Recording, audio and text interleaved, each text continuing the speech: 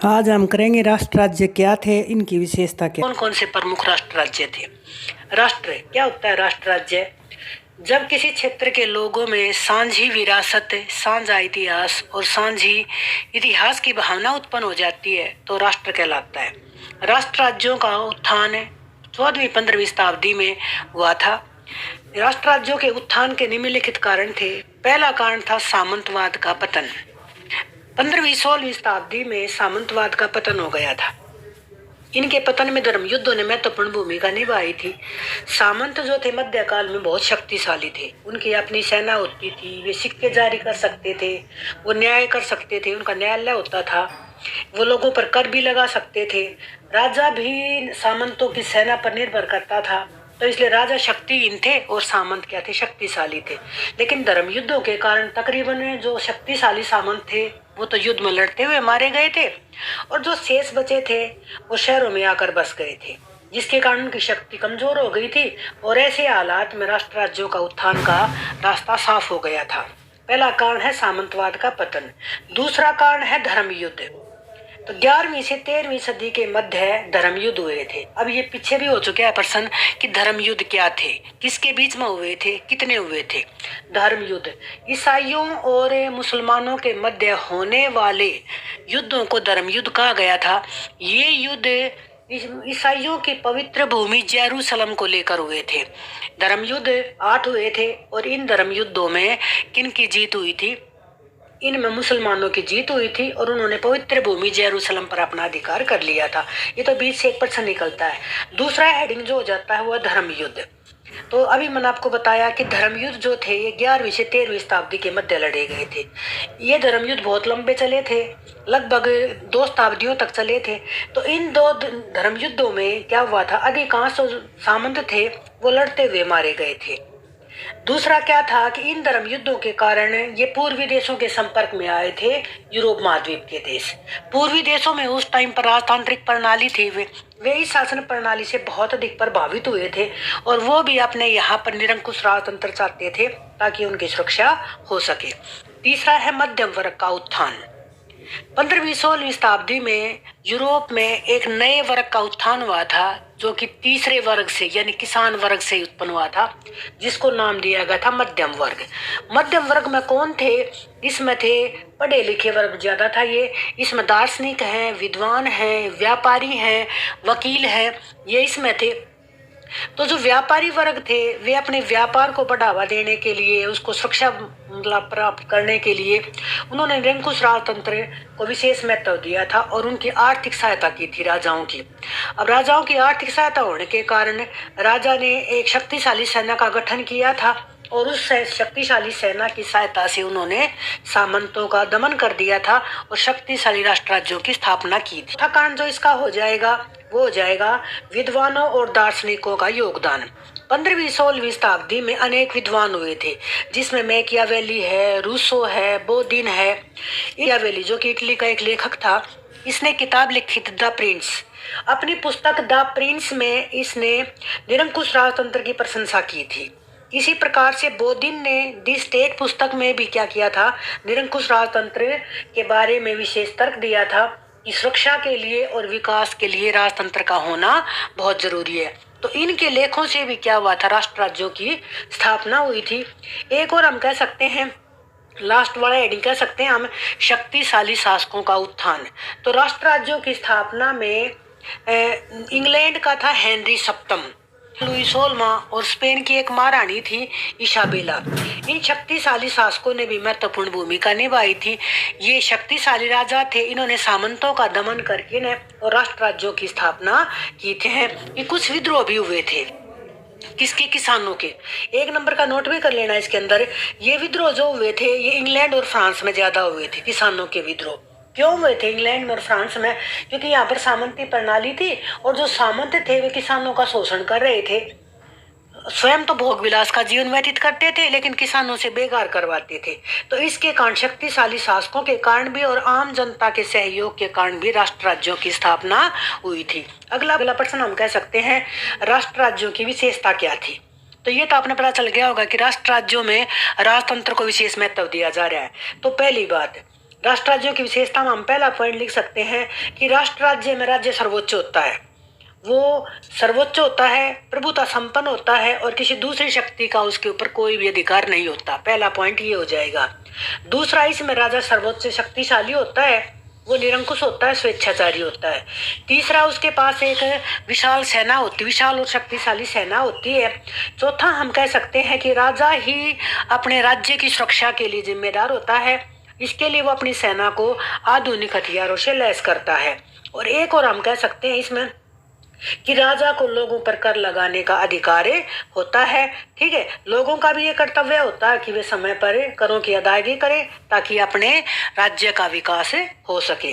तो विशेषता बता दोगे। पहली बात तो इसमें राज्य जो सर्वोच्च होता है, उसके ऊपर किसी दूसरी शक्ति का कोई अधिकार नहीं होता। दूसरा, इसमें राजा भी क्या होता है, सर्वोच्च अधिकारी होता है, वो सबसे बड़ा न्यायाधीश भी होता है। उसके मुंह से निकला हुआ शब्द कानून माना जाता है, जनता को उसके कानूनों का पालन, आज्ञा का पालन करना पड़ता है। एक शक्तिशाली सेना होती है राजा के पास, राजा उसे आधुनिक हथियारों से लैस रखता है। राजा को जनता पर कर लगाने का अधिकार होता है और राष्ट्र राज्यों में जनता का भी ये कर्तव्य होता है कि वे समय पर करों की अदायगी करें ताकि राज्य का विकास या राष्ट्र राज्य का विकास हो सके। अब हम अगला प्रश्न कर सकते हैं कि प्रमुख राष्ट्र राज्य कौन कौन से थे। तो हम दो राज्यों के बारे में कर सकते हैं, एक इंग्लैंड और एक फ्रांस, क्योंकि पहले ये रोमन साम्राज्य के प्रांत थे ना। तो हम कहेंगे इसके अंदर कि प्रमुख राष्ट्र राज्य कौन कौन से थे। तो 15वीं 16वीं शताब्दी में यूरोप में अनेक प्रमुख राष्ट्र राज्य हुए थे, जिनमें इंग्लैंड, फ्रांस, स्पेन ये प्रमुख थे, जर्मनी भी था, ये प्रमुख राष्ट्र राज्य थे। तो सबसे पहले हम करेंगे इंग्लैंड। इंग्लैंड, एक नंबर का नोट करो। इंग्लैंड यूरोप का पहला ऐसा देश था जहां राष्ट्र राज्य की स्थापना हुई थी। यहाँ राष्ट्र राज्य की स्थापना में हेनरी सप्तम राजा हुआ था। हेनरी सप्तम ने महत्वपूर्ण योगदान दिया था। उसने 1485 ईस्वी में इंग्लैंड में राष्ट्र राज्य की स्थापना की थी और अपने वंश का नाम ट्यूडर राजवंश रखा था। तो किस राजवंश के समय में इंग्लैंड में, एक नंबर का निकालो, किस राजवंश के समय में इंग्लैंड में राष्ट्र राज्य की स्थापना हुई? तो ट्यूडर वंश के में। और किस राजा ने की थी? तो हेनरी सप्तम ने। उसने क्या किया था? जब गुलाबों का युद्ध हुआ था, ये गुलाबों का युद्ध बहुत बार आता है। गुलाबों का युद्ध किसके बीच में हुआ है? ये इंग्लैंड और फ्रांस के बीच में हुआ है। इन युद्धों में इंग्लैंड की जो है जीत हुई थी। तो इसमें हम बता दें कि गुलाबों के युद्ध के बाद जो है उसने ये देख लिया था कि एक राष्ट्र के पास शक्तिशाली सेना का होना अनिवार्य है, क्योंकि युद्ध लंबे चले थे। तो उसने जो एक शक्तिशाली सेना का गठन किया था, अपनी एक संसद बनाई थी और अनेक कानून पारित किए थे। तो इस प्रकार से उसने राष्ट्र राज्य की स्थापना की थी। दूसरा, हम कह सकते हैं कि फ्रांस में राष्ट्र राज्य की स्थापना 100 वर्षीय युद्धों के बाद हुई थी। एक नंबर का प्रश्न आ जाए कि 100 वर्षीय युद्ध कब से कब तक हुए थे, किसके बीच में हुए थे? तो ये भी इंग्लैंड और फ्रांस के बीच में हुए थे। 100 वर्षीय युद्ध इंग्लैंड और फ्रांस के मध्य 1337 से 1453 तक, यानी 14वीं 15वीं शताब्दी हो जाएगी ना, 1337 से 1453 के बीच में हुए थे। इन युद्धों में फ्रांस की जीत हुई थी। ठीक है, इन युद्धों के बाद जो है 1461 ईस्वी में लुई 11वां जो है फ्रांस का शासक बना था। उसने जो 1483 ईस्वी तक शासन किया था और एक मजबूत राजतंत्र की स्थापना की थी और उसने सामंतवाद को समाप्त करके ने और उनकी जागीरों को छीन लिया था। उनके जो न्यायालय थे वो समाप्त कर दिए थे, राजकीय न्यायालय बनाए, चर्च की शक्ति बढ़ा दी थी, चर्च की शक्ति पर अंकुश लगा दिया था। लेकिन एक शक्तिशाली सेना की सहायता से वहां पर राष्ट्र राज्य की स्थापना की थी। तो इंग्लैंड में तो हेनरी सप्तम के टाइम में और फ्रांस में लुई 11वें के टाइम में राष्ट्र राज्यों की स्थापना हुई थी। स्पेन में जो है 15वीं शताब्दी में हुई थी। यहाँ राष्ट्र राज्य की स्थापना में वहां की महारानी थी इसाबेला, उसने महत्वपूर्ण योगदान दिया था। और पुर्तगाल में जो है, पुर्तगाल में भी हुआ था लेकिन उसका इतना ज्यादा महत्वपूर्ण नहीं है। तो अपने ये 3 याद कर लेना। अगर ऑप्शन में आ जाए तो 4 कह दोगे, स्पेन, पुर्तगाल, इंग्लैंड और फ्रांस। एक प्रश्न इसके अंदर से हम पीछे वाले में ले सकते हैं कि फ्रायर किसे कहते हैं। फ्रायर वो इस्लामिक भिक्षु थे, भिक्षु भिक्षुणी थे, जो घूम घूम के क्या करते थे, ईसाई धर्म का प्रचार प्रसार करते थे। वो फ्रायर कहलाए थे। एक इसके अंदर बन सकता है कि मठ क्या थे। मठ क्या थे? जैसे अपने आश्रम होते हैं ना, ईसाई धर्म में इस प्रकार से मठ होते हैं। ये नगर से बाहर होते हैं। यहाँ पर रहने वाले जो संत होते थे उनको मोंक और नन कहा जाता था। मोंक जो जेंट्स होते थे, है ना, यानी कि नर ईसाई धर्म के धर्माधिकारियों को या उनके प्रचार प्रसार करने वाले लोगों को तो मोंक और महिलाओं को नन कहा जाता था। अब इन मठों के कार्य भी बहुत ज्यादा होते थे। एक तो ये शिक्षा देने का काम करते थे, दूसरा ये रोगी और कोढ़ी जो व्यक्ति थे उनकी सेवा भी यही करते थे, तीसरा जो थे ना ये मठ क्या करते थे कि ये जो है धर्म का प्रचार प्रसार भी करते थे। तो इन मठों में भी हमने ये पता होना चाहिए कि ये मठ थे, ये पवित्र और सादा और पवित्र जीवन व्यतीत करा करते थे। इसके कारण लोगों में इनके प्रति बहुत ही सम्मान की भावना होती थी, ये अनुशासित जीवन व्यतीत करते थे। अगर आज ये मठों के क्या कार्य थे तो एक तो बता दो कि एजुकेशन देने का, दूसरा ये पांडुलिपि भी तैयार करते थे। पांडुलिपि क्या होती है, जो हाथ से लेख लिखे जाते हैं।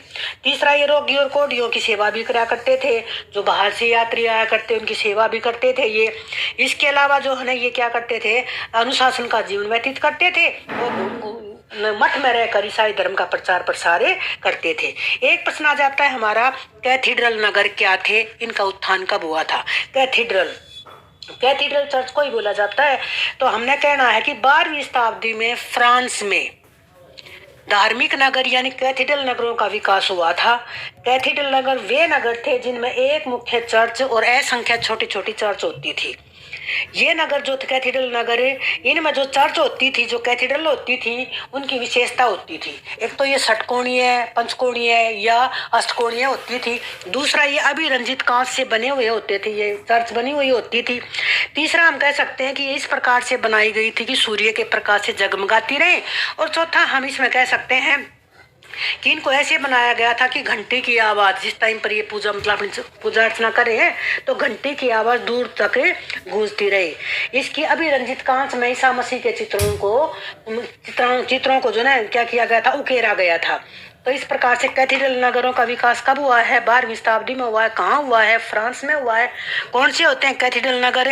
वे नगर जिनमें एक मुख्य चर्च और असंख्य छोटी छोटी चर्च होती थी। तो ये कैथीड्रल नगर बता देंगे। एक 14वीं शताब्दी का संकट और ले लो। 14वीं शताब्दी का संकट, तो यूरोप में 14वीं शताब्दी में एक संकट आ गया था। तो संकट क्या था? ये आर्थिक संकट भी हो सकता है ना, ये पर्यावरणीय संकट भी हो सकता है। तो 14वीं शताब्दी में संकट उत्पन्न होने का मेन कारण क्या था? एक तो पर्यावरण में परिवर्तन आ गया था। वहां पर गर्मी की ऋतु छोटी और शीत ऋतु बड़ी हो गई थी। गर्मी का मौसम छोटा होने के कारण क्या हो जाएगा, जो उत्पादन हुआ करता था फसलों का वो बिल्कुल कम हो गया था, जिसके कारण भूखमरी की स्थिति उत्पन्न होगी। तो पहला कारण है पर्यावरण में परिवर्तन। दूसरा क्या है कि 14वीं शताब्दी में यूरोप महाद्वीप में क्या हो गए थे, चांदी के भंडार खत्म हो गए थे। जबकि उस समय जो वस्तु व्यापार होता था वो तकरीबन चांदी के सिक्कों से होता था। और एक नंबर का आ जाए इसके अंदर से, तो यूरोप में कौन से दो देश चांदी के मुख्य केंद्र थे? तो एक ऑस्ट्रिया और दूसरा सर्बिया। तो 14वीं शताब्दी में ऑस्ट्रिया और सर्बिया में चांदी के भंडार समाप्त हो गए, जिसके कारण जो है क्या हो गया था, इन्होंने जो अंतर्राष्ट्रीय व्यापार था वो बिल्कुल ही ठप हो गया था। धातु की कमी के कारण, व्यापार कम होने के कारण लोगों की आर्थिक स्थिति क्या हो गई थी, कमजोर हो गई थी।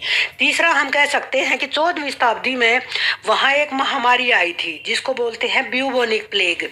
तो ब्यूबोनिक प्लेग नामक महामारी आ गई थी। ये चूहों से फैलने वाली एक महामारी थी, इसको काली मौत भी कहा जाता था। इसमें मनुष्य का शरीर काला पड़ जाता था। तो इसके कारण अधिकांश जनसंख्या मारी गई थी। जनसंख्या मरने के कारण क्या हुआ था कि कामगारों की कमी हो गई थी, है ना। इसके कारण क्या हुआ था, मजदूरों का शोषण होना शुरू हो जाएगा क्योंकि ज्यादा काम ले रहे थे उनसे। तो इसके ब्यूबोनिक प्लेग के कारण भी क्या हुआ था, 14वीं शताब्दी में एक संकट आया था, जिसके कारण कामगारों की कमी हो गई थी। और लॉर्डों ने, जो सामंत थे, सामंतों ने किसानों का, मजदूरों का शोषण करना शुरू कर दिया था, जिसके कारण किसानों और सामंतों के मध्य तनाव उत्पन्न हुआ था। और इंग्लैंड और फ्रांस में 2 किसान विद्रोह भी हुए थे। एक हम कह सकते हैं कि सामंत किसे कहते हैं, सामंतवाद क्या है। तो पहले इसको इंग्लिश बना लो। सामंतवाद को अंग्रेजी में फ्यूडलिज्म कहते हैं। फ्यूडलिज्म शब्द जर्मन भाषा के फ्यूड शब्द से बना है, जिसका अर्थ होता है भूमि का टुकड़ा। तो सामंतवाद क्या हो जाएगा, जो भूमि के मालिक होते थे उनको बोलते थे फ्यूडल। तो इस प्रकार से सामंतवाद, भूमि के टुकड़े के जो मालिक हैं वो क्या कहलाए हैं, सामंत कहलाए हैं। सामंतवाद की शुरुआत कहाँ हुई थी? यूरोपीय देशों में हुई थी। तो अगर आज सामंतवाद से क्या अभिप्राय है, तो हम कह देंगे कि ऐसी व्यवस्था जिसमें भूमि को कई इकाइयों में बांट दिया जाता है वो सामंतवाद है। ये शब्द जर्मन भाषा के फ्यूड शब्द से बना है, जिसका अर्थ होता है भूमि का टुकड़ा। अर्थात भूमि के टुकड़े के मालिक सामंत कहलाए थे और इस व्यवस्था को सामंतवादी व्यवस्था कहा गया था। ये हमारा मध्यकाल एक और कर लो। यूरोप में देखो, हमारे यहाँ पर मध्यकाल अलग है, 8वीं से 18वीं शताब्दी तक है। यूरोप में मध्यकाल 5वीं से 15वीं